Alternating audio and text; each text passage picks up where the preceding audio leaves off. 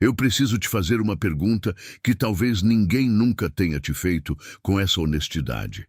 E quero que você responda não para mim, mas para você mesmo nesse momento, enquanto assiste a esse vídeo. Se Deus já prometeu abundância, já prometeu propósito, já prometeu uma vida plena para os que o buscam, por que a sua vida ainda não reflete isso? Não estou falando de perfeição.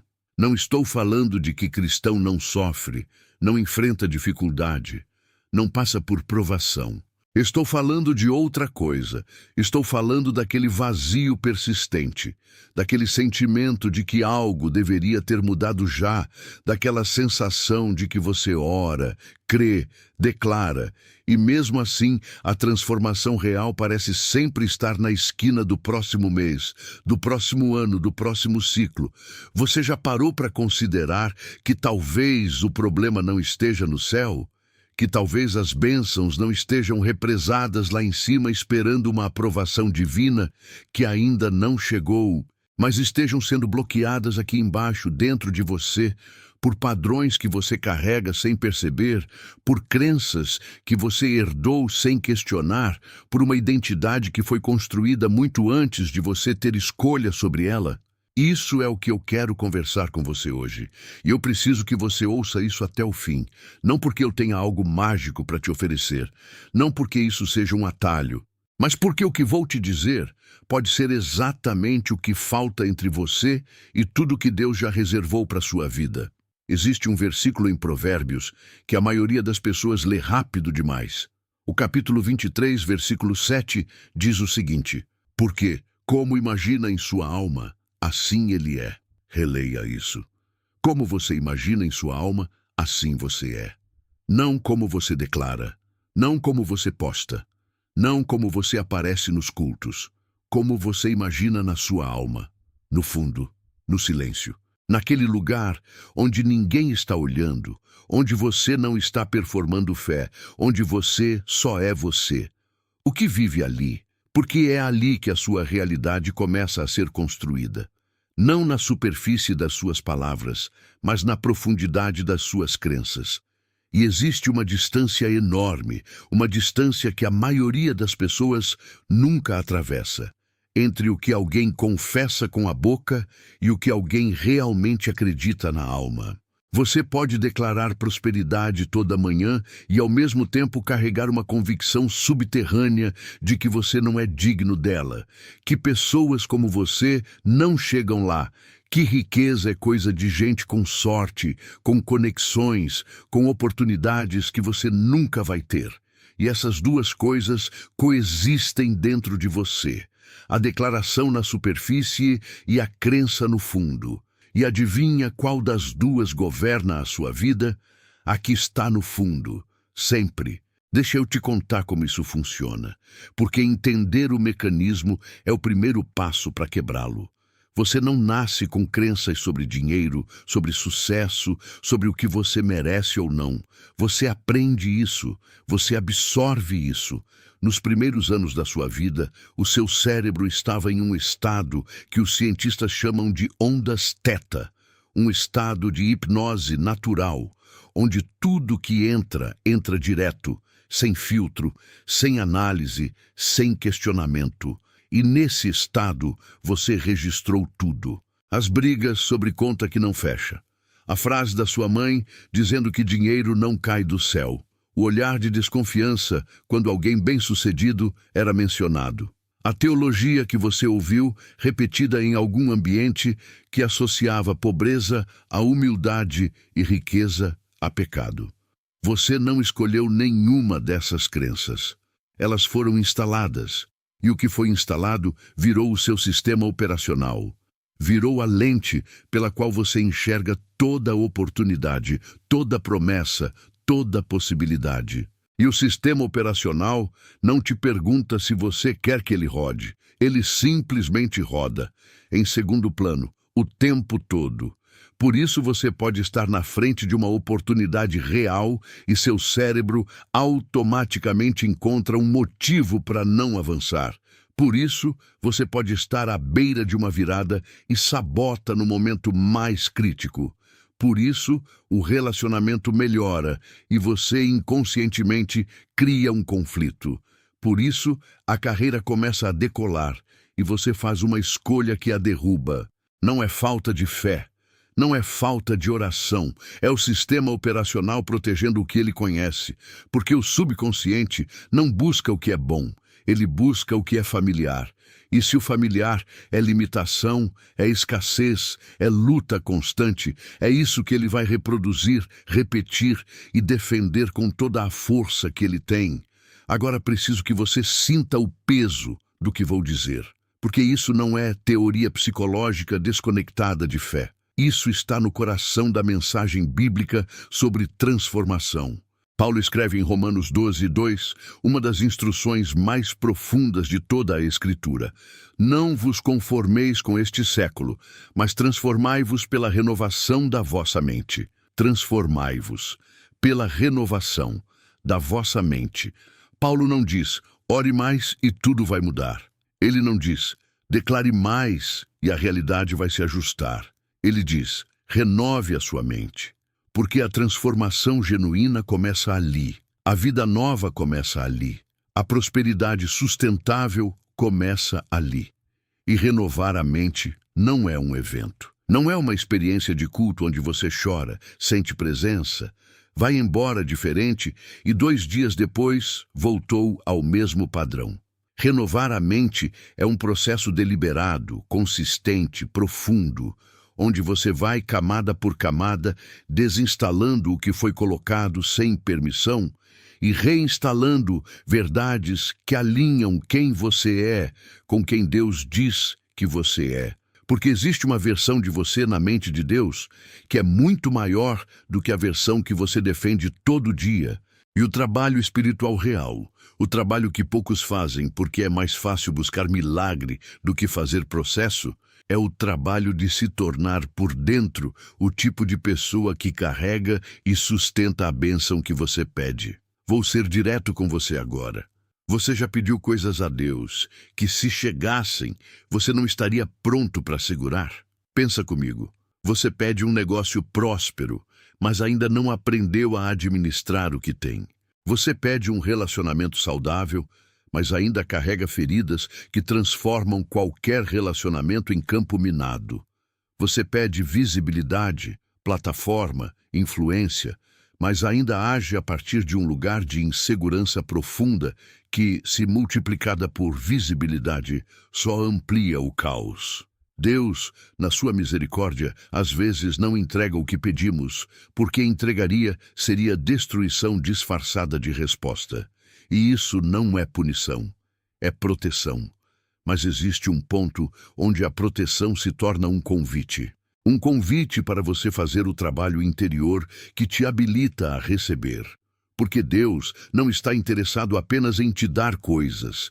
Ele está interessado em te formar como pessoa, em te transformar em alguém que tem capacidade de carregar, multiplicar e distribuir o que recebe. Tiago diz isso de um jeito que incomoda. Pedis e não recebeis, porque pedis mal para o gastardes em vossos deleites. Isso não é só sobre motivação egoísta, é sobre maturidade, sobre formação, sobre se tornar alguém que usa a bênção como instrumento de propósito, não como fim em si mesma. Então, como você quebra esse ciclo? Como você atravessa essa distância entre onde está e onde Deus tem chamado você a estar? A primeira coisa, e isso pode parecer simples, mas é profunda, é parar de tentar mudar de fora para dentro. A maioria das pessoas trabalha na superfície da sua vida esperando que a mudança desça. Troca de emprego, esperando que a nova função resolva o problema que é interno. Entra num relacionamento novo levando os mesmos padrões do anterior. Começa um negócio novo com a mesma mentalidade que quebrou o anterior. E repete, e repete. Porque o ambiente pode mudar, mas o sistema operacional continua o mesmo. A transformação real vai de dentro para fora. Começa no nível da identidade. E identidade, no contexto da fé cristã, é uma questão teológica antes de ser psicológica. Você sabe quem a Escritura diz que você é? não o que você sente, não o que a sua história diz, não o que as pessoas ao seu redor repetiram sobre você, o que a palavra de Deus estabelece como a sua identidade real. 2 Coríntios 5:17. Se alguém está em Cristo, é nova criatura. As coisas velhas já passaram, eis que se fizeram novas. Nova criatura, não uma criatura reformada. Nova. Isso significa que a versão de você que foi formada por ausência, por rejeição, por escassez, por trauma, por crenças limitantes absorvidas na infância, essa versão não é a sua identidade final. Não é quem você é na eternidade de Deus. Mas aqui está o problema. Você pode saber esse versículo de cor e ainda viver como a criatura velha. Porque saber na cabeça e acreditar na alma são coisas completamente diferentes. E o subconsciente só muda quando você vai além da informação e começa a experienciar a verdade de um jeito que ela se grava no nível mais profundo do ser. E como isso acontece na prática? Começa com o que você alimenta na sua mente de forma consistente. Não estou falando de consumir conteúdo motivacional que te deixa empolgado por 48 horas. Estou falando de uma prática deliberada de imersão na palavra de Deus, não como informação religiosa, mas como reprogramação de identidade. Quando Josué estava prestes a entrar na terra prometida, Deus não disse para ele reunir um exército maior ou planejar uma estratégia militar mais sofisticada. Ele disse: "Este livro da lei não se apartará da tua boca, antes medita nele dia e noite." Meditar, não apenas ler, meditar, ruminar, deixar que a verdade desça da cabeça para o coração, para a alma, para o lugar de onde vêm as ações automáticas, as reações instintivas, as escolhas que você faz quando ninguém está olhando, porque é nesse lugar que a batalha real acontece e é nesse lugar que a vitória real é conquistada. Mas meditar não é o único caminho. Existe outra prática que pouquíssimas pessoas levam a sério e que é talvez a mais poderosa ferramenta de reprogramação mental que existe. É o silêncio intencional. Na cultura atual, você está em fuga constante do silêncio. Acorda e já pega o celular. Qualquer momento de espera é preenchido com estímulo. Qualquer desconforto emocional é anestesiado com distração.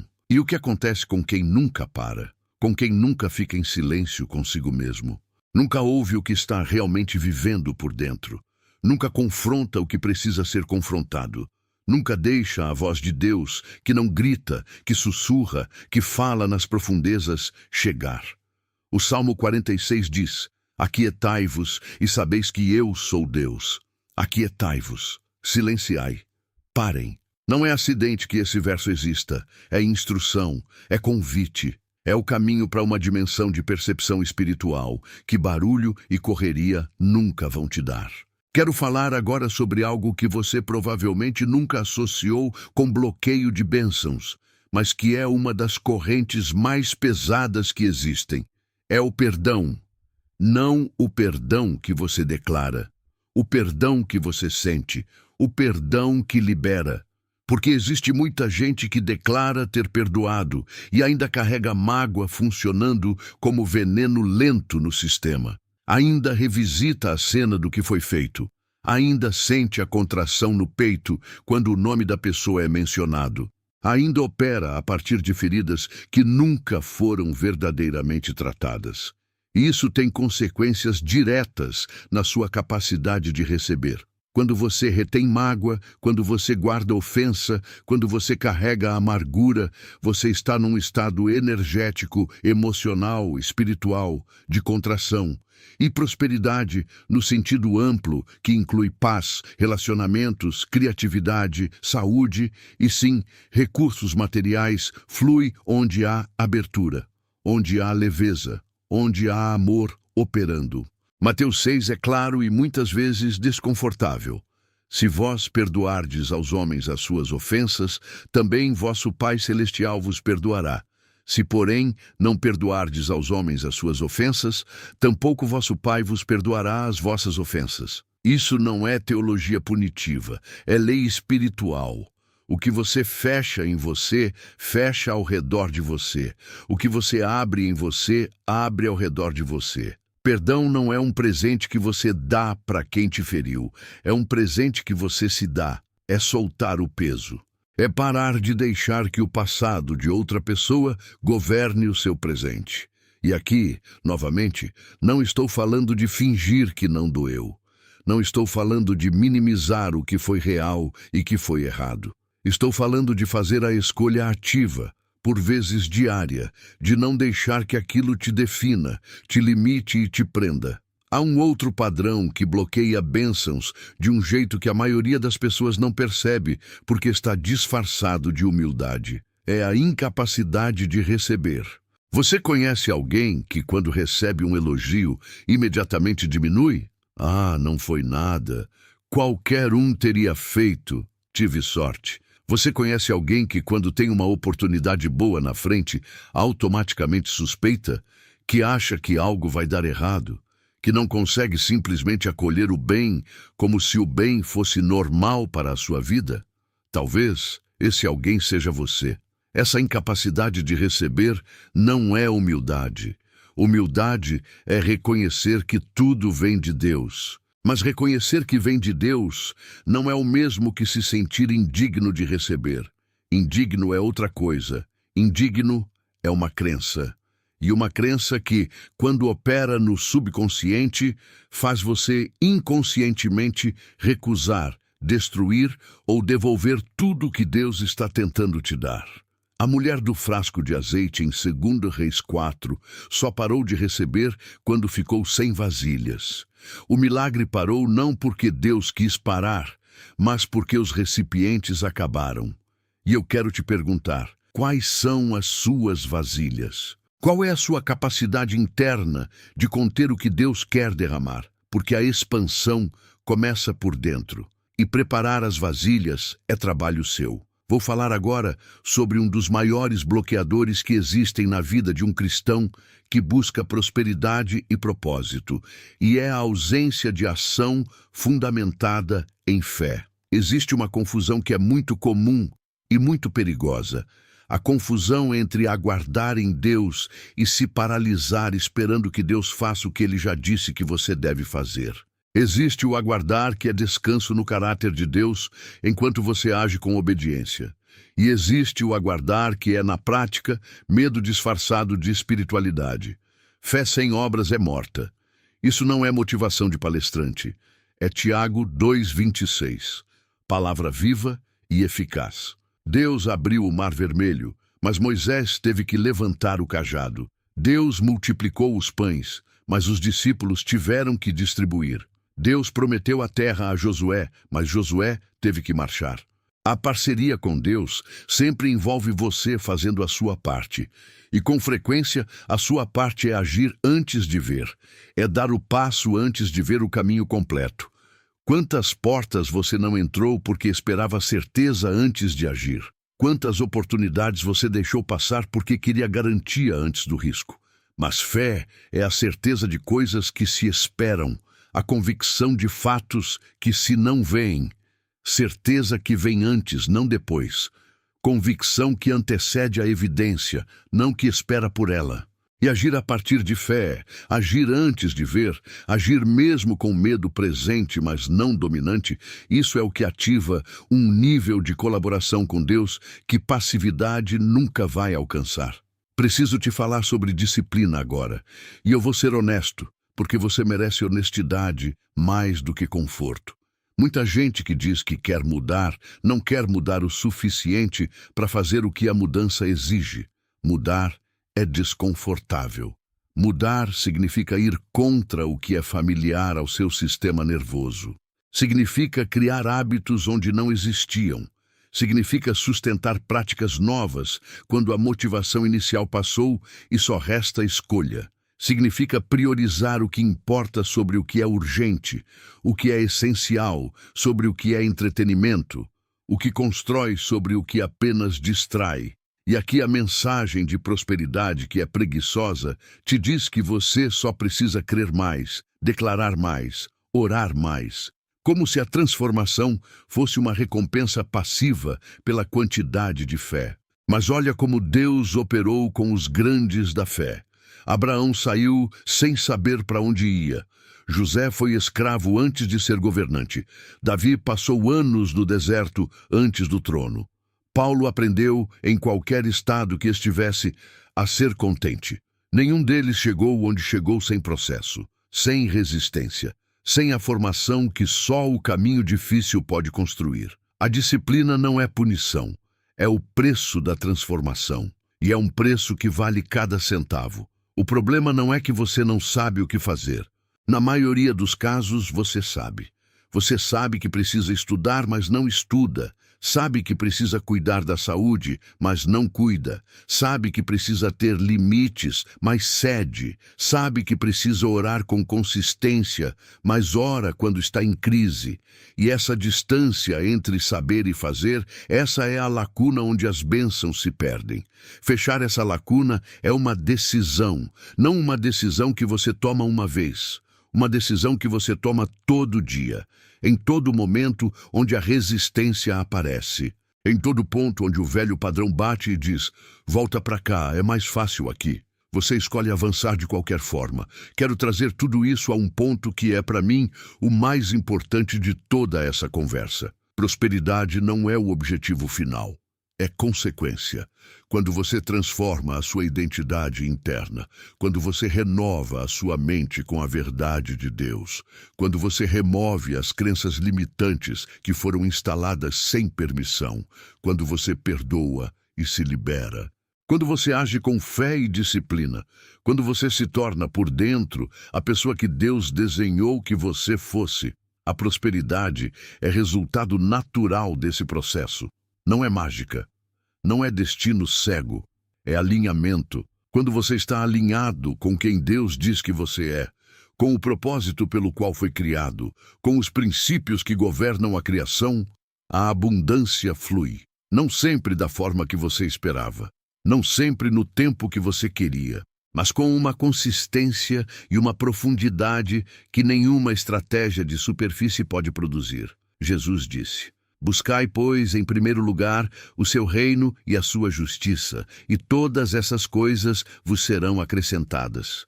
Todas essas coisas, não algumas, não eventualmente talvez, serão acrescentadas como resultado, como consequência de um alinhamento que começa com busca, que começa com prioridade, que começa com a decisão de que o reino é primeiro, e o reino começa dentro de você.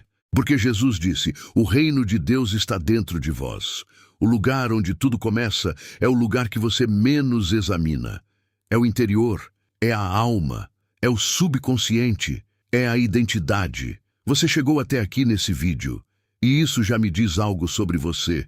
Me diz que existe dentro de você um desejo que ainda não morreu, uma voz que ainda acredita que mais é possível, que essa não pode ser a história completa. Que existe algo para além do ciclo que se repete, da limitação que parece eterna, da distância entre onde você está e onde sente que deveria estar.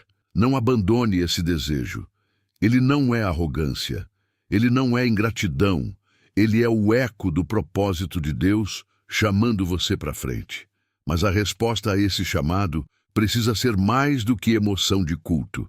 Precisa ser mais do que uma declaração de fé dita com convicção por 3 dias. Precisa ser a decisão profunda, cotidiana, disciplinada, de fazer o trabalho que transforma, de renovar a mente, de remover o que bloqueia, de se tornar, de dentro para fora, a pessoa que carrega e sustenta a vida que Deus preparou. Você não está sendo punido, você não está sendo esquecido.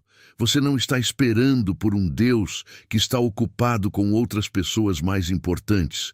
Você está sendo convidado, agora, nesse momento, a olhar para dentro com honestidade, a identificar o que você carrega, que não foi dado por Deus, mas foi absorvido pelo mundo, a decidir que o novo começo não é um evento futuro, mas uma escolha presente.